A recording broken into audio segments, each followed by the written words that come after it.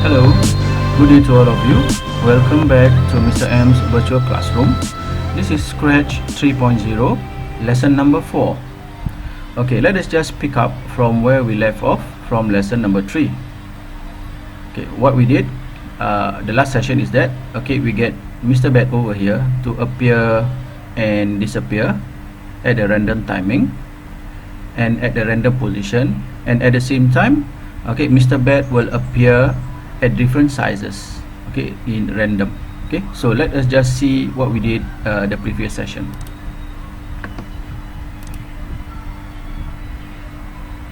As you can see, Mr. Bat appears and disappears at a random timing.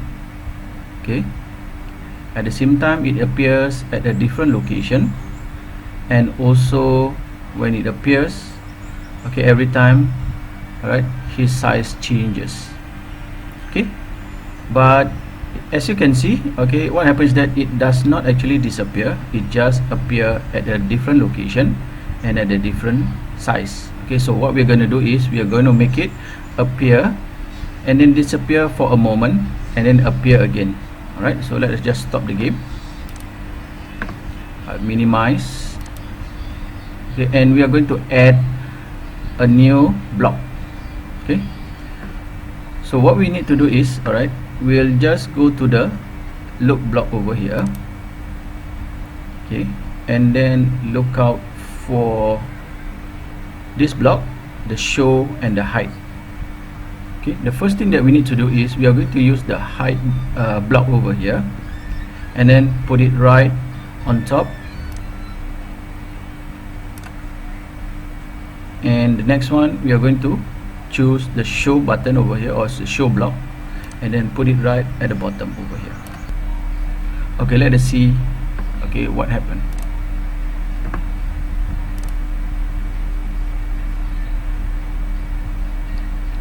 As you can see, it appears and disappears very fast. You barely see him. So we will need to add on one more block to troubleshoot this. Let's just stop the game first.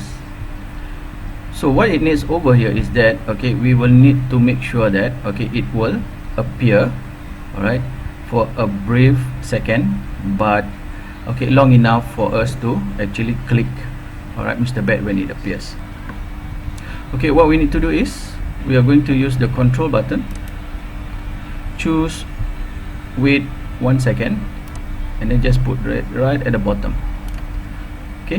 So what happens is that when it actually appears, it will be there for at least 1 second. Let us just see if this is desirable.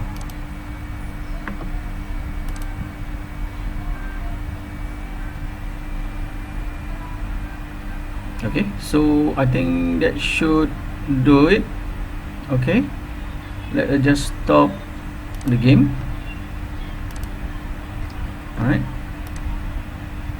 What we are going to do, we are going to add in 2 more sprite. The first one, let's just click on choose sprite. Scroll down. I'm going to choose this sprite, Gobo. So click on Gobo, and you should be able to see him on screen. Gobo will have the exact same block codes as what Mr. Bat have, so we are not going to redo everything. I'm going to teach you how to copy and then paste it into Gobo. So let us just go back to Mr. Bat over here. Let me just minimize this first, so that you have bigger space to shift this. So what we need to do is we are going to copy this from Mr. Bat and then put this whole chunk into the Gobo sprite. So how do we do that? Left click on your when the green flag click, left click and hold.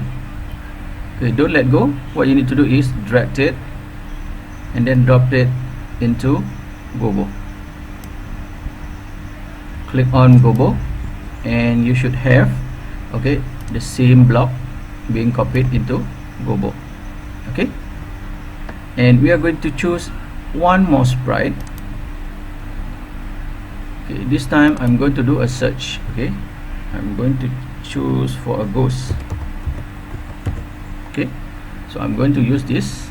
Just click once and he should appear inside, alright, your screen. Okay, so what we're going to do is, okay, we are going to copy this like what we did with Gobo.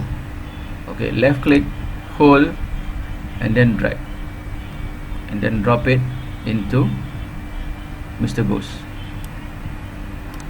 and he should have, okay, the same chunk, alright, of block codes as what you have with Mr. Bat. So let us just see whether, alright, they will appear and disappear like what Mr. Bat have. Okay, so let me just maximize this and then click on the green flag.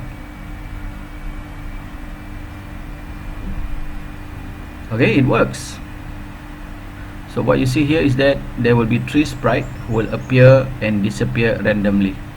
Okay, the next thing that we need to do is, okay, whenever we click on the 3 sprites which appear and disappear, okay, you will gain, okay, points.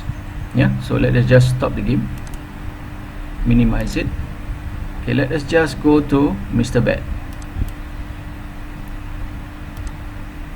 Okay, I'm going to minimize this window so that you can see, alright, the codes a bit more clearly. Alright, make sure that you are now at Mr. Bat. Okay, and we are going to add in a new chunk of, okay, block codes. Okay, but before that, we are going to use the variable over here, okay, to create your scoring system. Okay, so what you need to do is just click on variable. Okay, click on this make a variable. Okay, what you need to do is, okay, put in score. Right, you don't need to change anything. Okay, just press OK. Right, and immediately you will see, okay, the scoreboard on your screen. Okay, let's just maximize it and then you can see it better. Okay, here it is. Right, so we are going to do one more. Okay, this time will be timer. Okay, so click on variable again. This time around, okay, click on make a variable and then put in timer. Press OK, and you should see, alright, the score and the timer on your screen. Okay, if you do not see this, okay, what you need to do is, okay, check on your variable and make sure that you have this box with the white tick inside. Okay, it should be toggled so that you will be able to actually see it on your screen. But if it's not, what happens is that, okay, you will not be seeing, alright, the score and the timer on your screen. So you will need to check this. Right, okay, now we already created the variable for both the score and the timer. We are going to create, okay, the scoring system. Okay, next thing that you need to do is click on the stage, which is on the right side of your screen. Okay, and it should be empty at this point of time because we have not actually selected a backdrop for it. Okay, so what we are going to do is, okay, we are going to select a backdrop. Okay, from here we are going to choose a backdrop. Okay, but I'm going to choose castle number 2.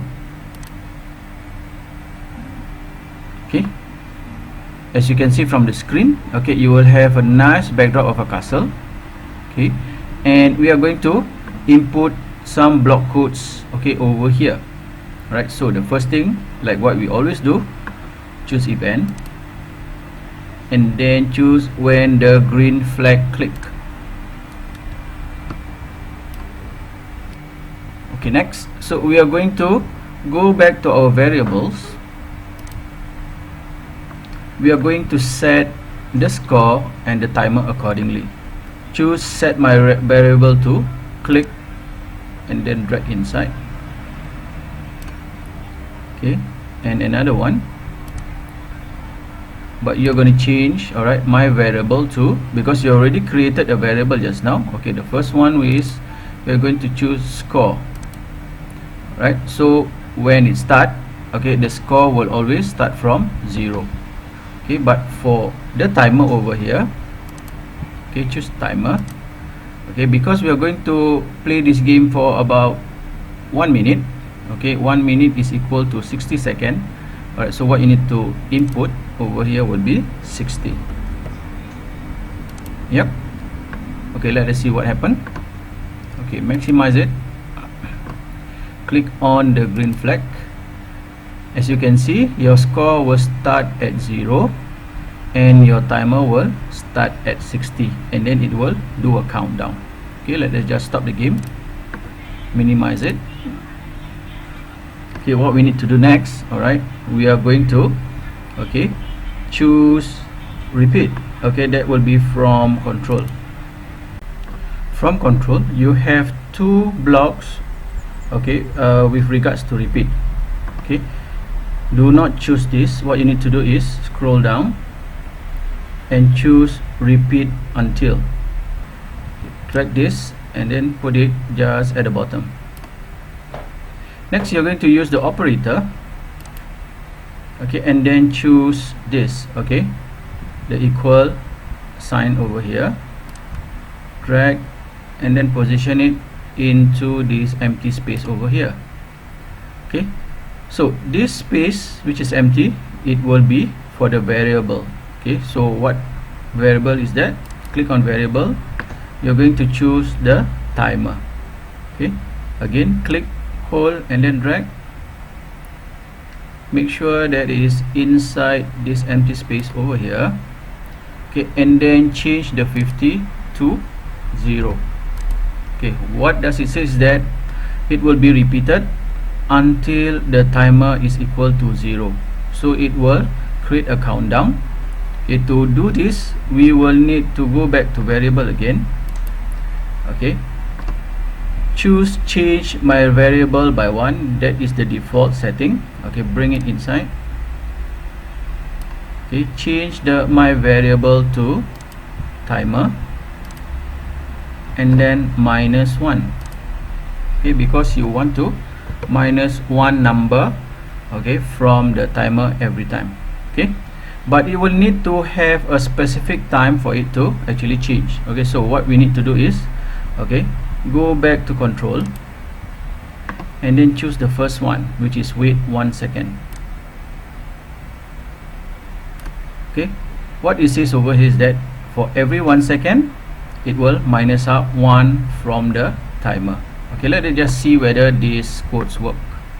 Maximize it and then click on your green flag. Okay, as you can see, the timer is doing its countdown at this point of time.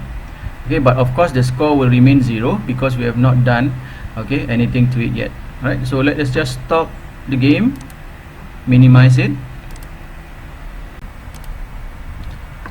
Okay, just by observing these block codes over here, okay, let me just make it slightly bigger. Okay, what happens is that, alright, when the timer reaches 0, okay, it does not indicate, okay, for the game to stop. Alright, so we are going to add on 1 more block, okay, which will be, alright, from the control. Scroll down until you see this block which says stop all. Okay, so just put it right at the bottom over here. Okay, if you have noticed, okay, from the game which I showed you from the beginning of the lesson, okay, there is some kind of sound to indicate that, okay, the game is over. Okay, so we are going to add in audio. All right, so where can you do that? Okay, go to sound, okay, and then choose sound over here. Okay, click on this button. Alright, so I'm going to search for rattle, okay, because that's what I use. Alright, so just click and you will have the sound over here. So let us just play and see. Okay, try to hear what sound it makes. Okay, then go back to code. Alright, please sound until done, and then just put it right over here. Okay, so overall what it says over here is that when you click on the green flag, okay, the score will start from 0 and the timer will start from 60. Okay, for every 1 second, okay, it will minus out, alright, 1 from the timer. Okay, so it will repeat until the timer reaches 0. Okay, so when the timer is at 0, okay, it will play a rattle sound and then will stop the game. Okay, so let us just see, okay, how these codes work. Alright, I will maximize it. Okay, and I will click on the green button. Okay, but I am going to fast forward this, okay, because okay, it will take about 60 seconds or 1 minute, okay, for it to, okay, show the whole duration of the game.